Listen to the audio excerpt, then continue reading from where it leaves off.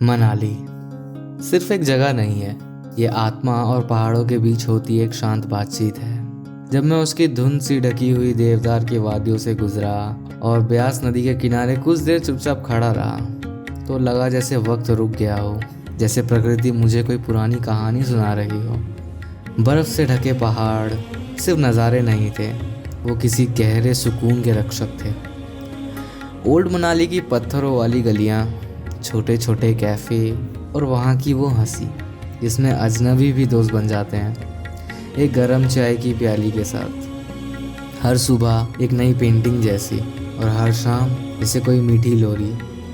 मनाली सिर्फ सांसों को रोकती नहीं, ये दोबारा जीना सिखाती है।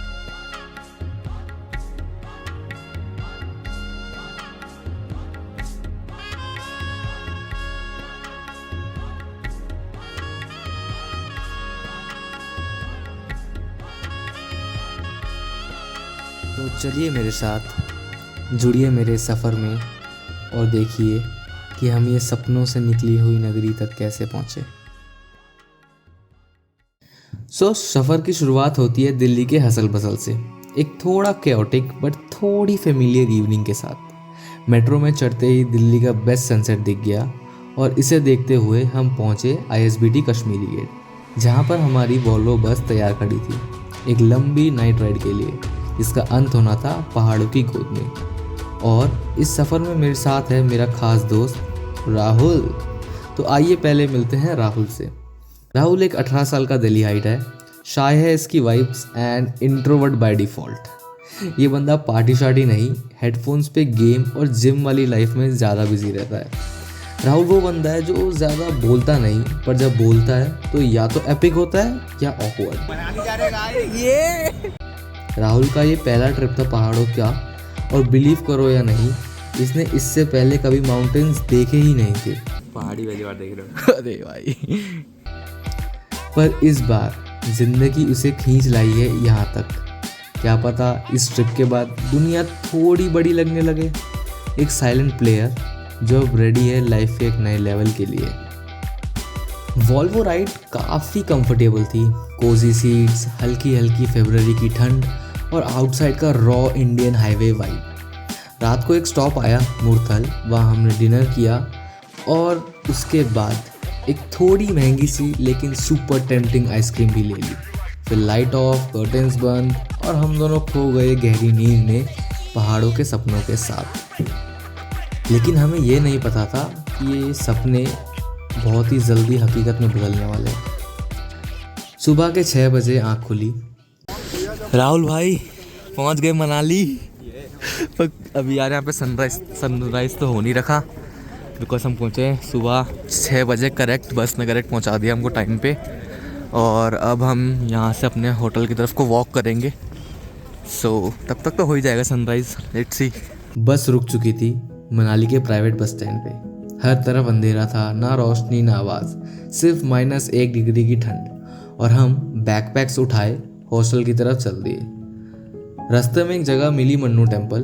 वहाँ लोग और पंडित जी काफ़ी ढोल बजा रहे थे, भजन गा रहे थे, जैसे सुबह को जगाने वाली कोई डिवाइन अलार्म हो।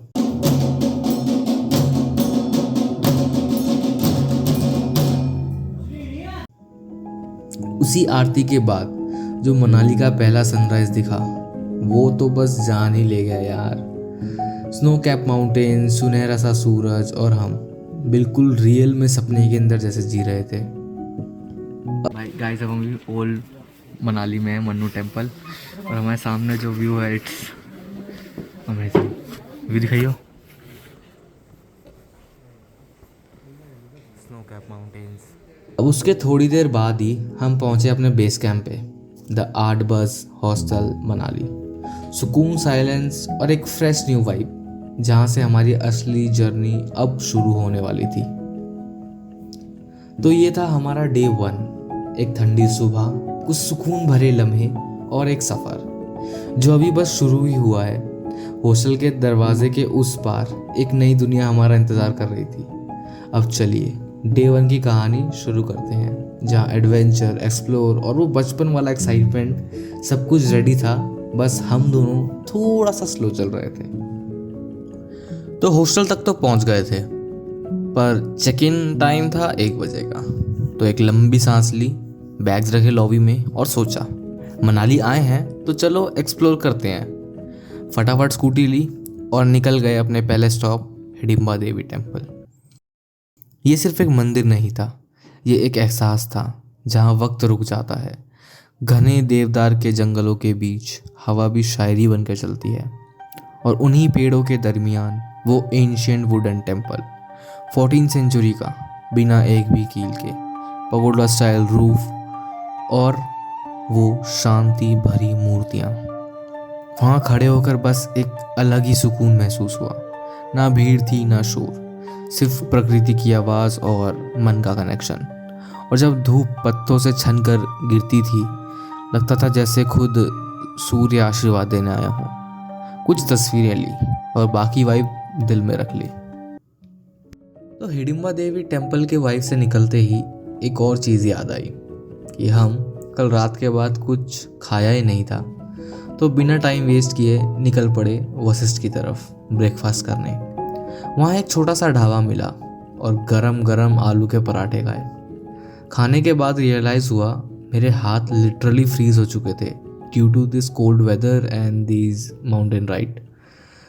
तो रास्ते में एक लोकल शॉप से ग्लव्स खरीदे और फिर हम तैयार थे अपने नेक्स्ट मिशन के लिए, the Lion King rock track. ये ट्रैक काफ़ी ऑफ बीट था और गूगल ने तो सीधा किसी घर के अंदर ले जाके खड़ा कर दिया, ब्लडी गूगल। लेकिन उन लोगों ने बड़ी कामली हमें सही रास्ता बताया और फाइनली हम पहुंच गए थे ट्रैक के बेस पर। ट्रेल काफ़ी रॉ था, नैरो पाथ, जंगल के बीच से चढ़ाई और हर मोड़ पे एक नया व्यू। ऑलमोस्ट टॉप तक पहुंच ही गए थे, पर आगे जंगल काफ़ी डेंस हो गया था। तो हमने वहीं रुककर नेचर का सीन एंजॉय किया, ठंडी हवा, नीचे वैली का व्यू और वो एक खामोशी जिसमें सिर्फ माउंटेन्स की आवाज़ थी। उतरते वक्त एक छोटा सा सीन हो गया, फुटिंग लूज हो गई और हाथ चला गया कांटों भरी झाड़ियों में। थोड़ा चुभा, थोड़ा खून भी, बट ये भी एडवेंचर का पार्ट था। ट्रैक के बाद बॉडी थोड़ी थक चुकी थी और पेट, वो तो सुबह से सिर्फ आलू के पराठे के सहारे ही जी रहा था। तो हमने डिसाइड किया पहले हॉस्टल चलते हैं, चेक इन कर लेते हैं। वापस आए लॉबी में, बैग्स उठाए और जैसे ही डॉम का दरवाज़ा खुला, एक ही वर्ड था, वाओ।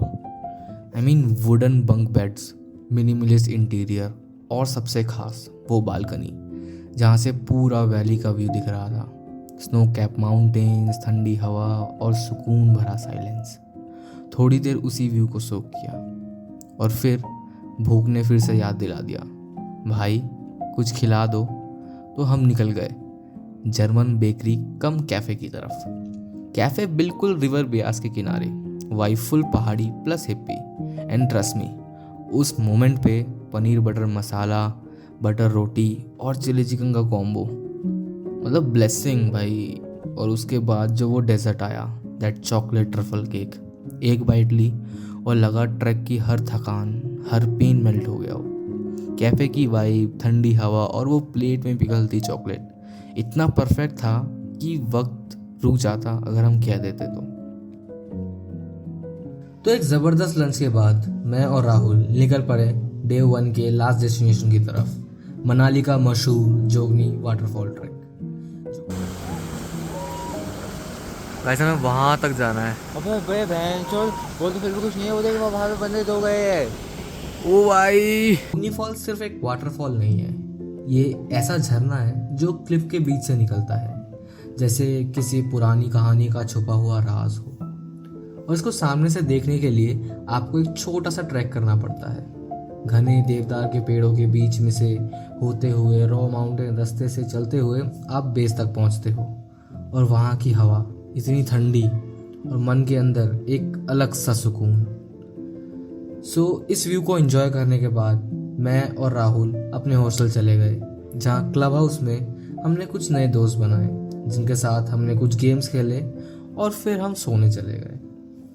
और हम एक्साइटेड थे कल के लिए कि कल क्या नया देखने को मिलेगा, क्या एक्सप्लोर करने को मिलेगा और मनाली के कौन कौन से नए राज खुलेंगे।